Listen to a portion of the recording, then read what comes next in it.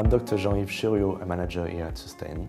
Sustain is based in South Bristol and is a carbon reduction company. Climate change is linked to carbon emissions and poses various threats to organizations in the UK, which are linked to rising energy costs, changing market demands, and also legislative pressure increasing.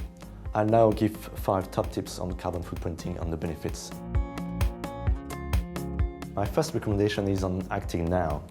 The UK government policy direction is very clear around carbon emissions and that the legislative pressure will only increase. It's therefore imperative that organizations are ready and they've got the right systems and processes in place so that they are ready when the actual legislation will be introduced, and it's likely to be around 2012.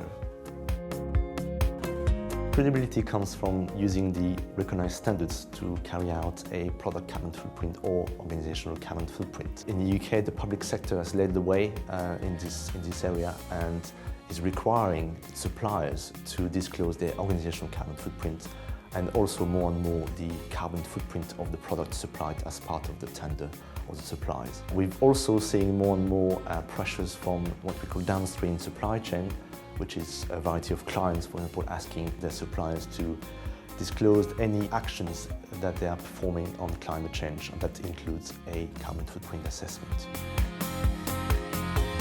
Carbon footprinting can also support organizations who want to be different. It can define their environmental voice or their environmental identity in the public domain, which can then also support their engagement with either internal or external stakeholders. We're now seeing clear signs that communities of investors, for example, are looking at the carbon governance of organizations as a sign of good governance, full stop.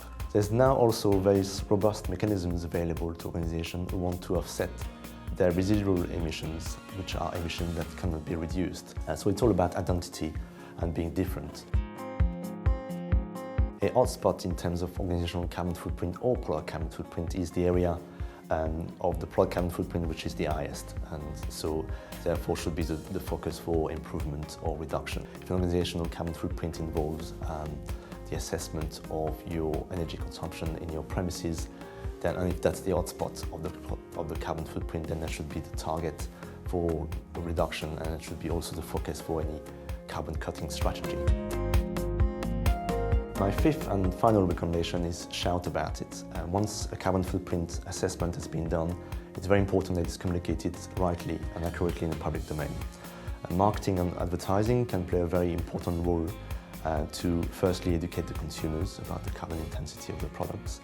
Also enable consumers to make a better choice by giving them very good information on the environmental impact of the products. And the third one is about increasing business competition through the promotion of products which have got a reduced impact on the environment. But if you were to follow my advice, I think carbon footprinting would make your business stronger and potentially give you a competitive edge as well.